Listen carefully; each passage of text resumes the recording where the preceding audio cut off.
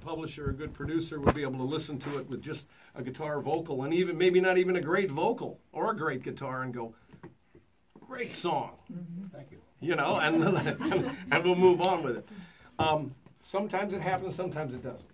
You know, the trend, unfortunately for you, fortunately for me, is that they want it more produced. They want it to sound closer to a record, even to the point of getting a singer that sort of sounds, you know, like whoever you're pitching it to.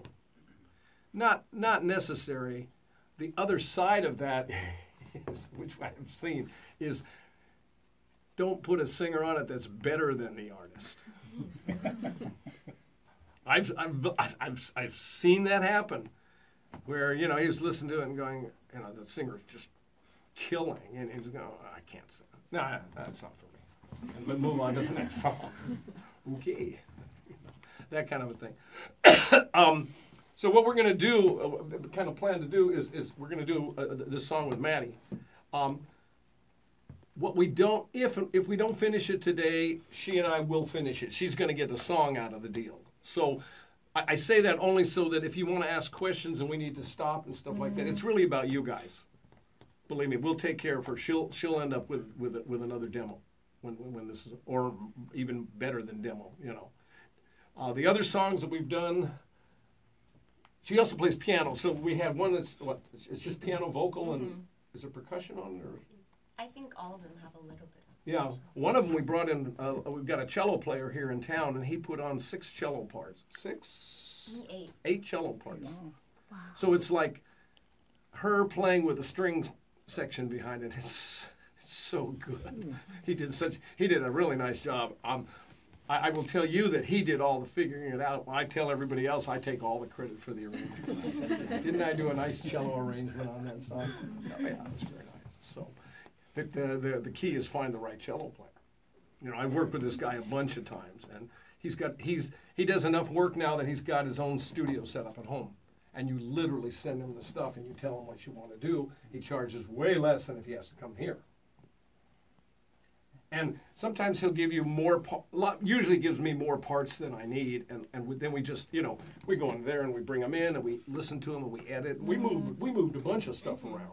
Gee, we really like this, but let's put it in the first chorus instead of just the second chorus. And yeah, everything to a click track, so we can do that kind of stuff. If the song worked with a click track. You guys know what that is, click track? No. It's just a metronome. She's going to play to it, and she'll hear it in her headphones, and it's just going to be this. Okay? The advantage to that is if we decided after the fact, gee, let's bring in a bass player. This would be really nice to have some bass on that. The bass player is not following just her guitar, but there's something really solid in there to the point where we could bring a drummer in. You know? I mean, she has to play to the click. She can't be all over it. But the other advantage it gives us is that we, like I said, we can move stuff around. So if it's a repeat chorus vocally and it's complicated and there's harmony and stuff like that, we can go, here's the second chorus, here's the third chorus. And maybe we put in an ad-lib track that will be slightly different on the second, or maybe on the out chorus there'll be some little ad-lib so it doesn't. But typically you listen to a chorus, it's the same as the second chorus is the same as the first chorus, kind of a thing. It's like a cut and a paste of one part to another part. I do that a lot at my house. And it's done all the time. And we're making records here. We're creating an audio thing. This is not capturing a performance. Very different. Capturing a performance, you don't change anything. You bring in a jazz group. They play from the downbeat to the end of the song. That's the performance. You might adjust levels a little bit and stuff like that, but you're not going to go back and go, okay, let's redo the sax solo. No, that was the sax solo. That was the performance. But when you're making demos to pitch the songs, you want to show them in the best possible light. Right. This isn't like a candid photograph. This is a photograph that's been lit and you know, people have hair and makeup and all this stuff, and now you get that great shot. And that's what you're going to show somebody. Does that make sense? Yeah, you might want to explain on that click track that there's, like, you want to bring, after the song's already done, you want to bring back in some strings. Yeah. that the song has a click track that's, and I don't know what to call it, but there's a number or a tempo number. Like a slow song may be what on the click track. You know, a beat of 32. Yeah, right. Beats per minute. So you know the strings need to play at that same 32 beats per minute. Yeah, absolutely. And the click track disappears. Although I'll show you a couple tricks where you can turn the click track into something else that you can actually use. You know, there's a lot of ways to get around that kind of stuff. So she's going to play it for me. We'll come up with a tempo that we like. Click track initially will be this. It'll be just, you know. One of them we did a drum loop though. Mm-hmm. So I have drum loops. It's just a drummer playing beats, and I would take it, and with the technology we have now, we can speed things up and slow things down without changing the pitch, which is like Star Wars to me. You know, when you came from tape, if you speed it up, the pitch is going to go up. I mean, that's what happens. That's cool. Michael, do you want us to hold our questions? No. You know, okay. If you got something, if it's pertinent, yeah, absolutely. I don't care. That'd be great.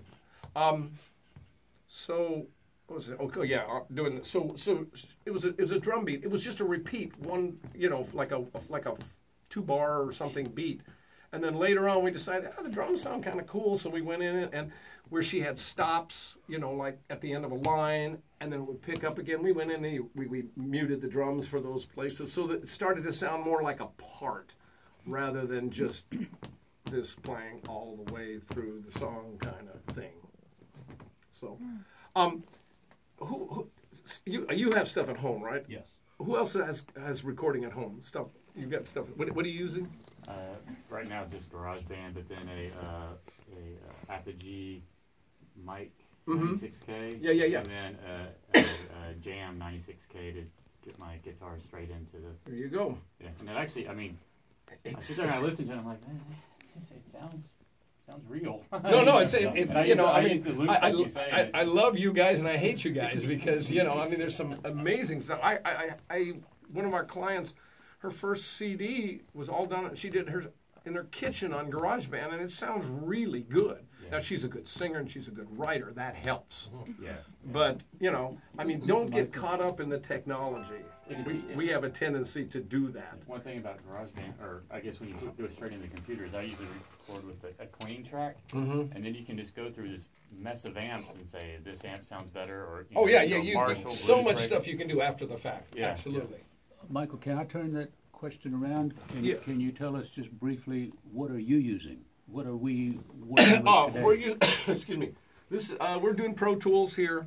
I when I went from tape to digital, Pro Tools was the one that's the most popular. There at this day and age, we get from all kinds of stuff. You know, people we're sending stuff on the internet. A lot of times we're just sending the files, and then they open them up. From GarageBand. And yeah, you can open them in almost anything. Don't, like I said, don't get caught up in the technology about it. And the other thing I want to tell you is don't let the loudmouth engineer talk you in or out of something. It's your song. I can't tell you how many times people come in and go, well, the engineer said this is how we have to do the snare drum. Well, did you like it? Well, no, I wanted it. It's your record. Our job is to make suggestions, but ultimately, if that's the way you like the snare drum, that's how it's going to be. It's your record. It's your song. It's your demo. You know, really hold tight on that. I mean, yeah, the suggestions. Listen to the suggestions, and if they're helpful, that's great. But don't let anybody tell you that this is how it has to be done. We just did a session the last 3 days here. We had an artist named Solange. Do you know who she is? Mm-hmm. She's Beyonce's sister. Mm-hmm. She records in the control room, handheld microphone, speakers on, dancing, performing, doing. That's how she does her vocals. And that's how Beyonce does, I found out. Because I'm getting ready to set a microphone up out there, and they said, oh, no. She has her own engineer. He says, no, she does them all in the control room. And we had to put something over the door because it's got a window in it, so if people are walking, she needed. That's how she works. And she had no problem saying, this is how I work, you know. So there's all kinds of different ways to do this. There's a lot of ways up the mountain.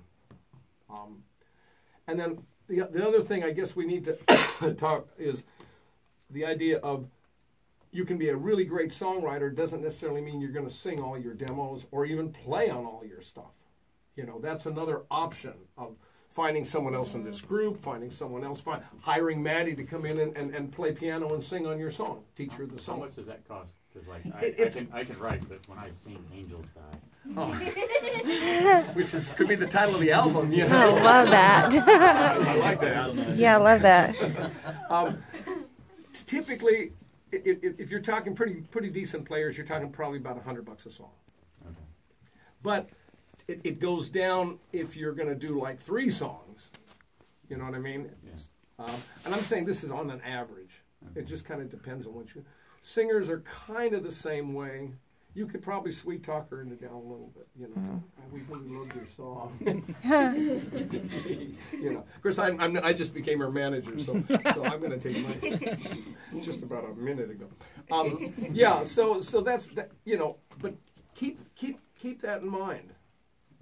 That if you can set your own ego aside, if you're not really going to be the artist and you're really trying to pitch the song, you don't have to worry about all the artist stuff. You can be a songwriter till you're 110 years old, you know, and as long as you keep putting out relevant and quality stuff.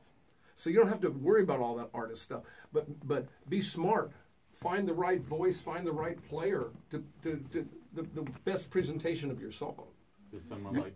I'm sorry. Go Yeah, ahead. go ahead. Michael, do you have a list of singers for various things that you can call on? I can not a formal one, but I do. I mean, I have them in my phone. You know, Okay. so if you said I wanted this kind of a thing, I want someone. We want to pitch it to Brad Paisley. Do you know someone who has that kind of country sound? I go, yeah, I know the guy. How about musicians?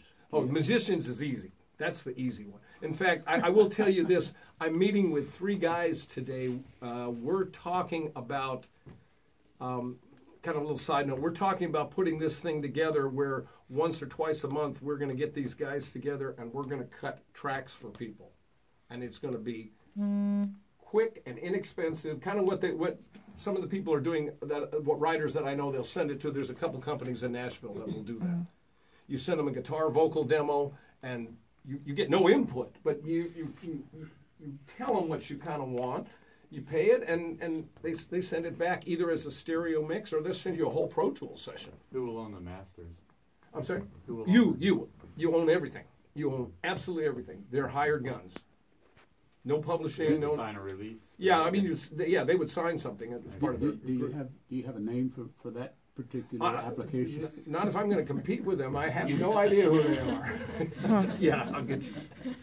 But that's what we're trying to do because, frankly, you know, I mean, I've done a lot of recording in Nashville. There's great players there. The biggest difference between the players there and here is there's 3 guitar players that I would use here. There's 23 that I would use in Nashville. Okay? It's just the bench is so deep.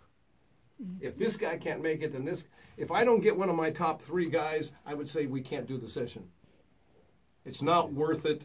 And you know, and I wouldn't bring in a new guy unless I was on one of my projects, not one of yours, so that I could tell whether I would refer this guy or not.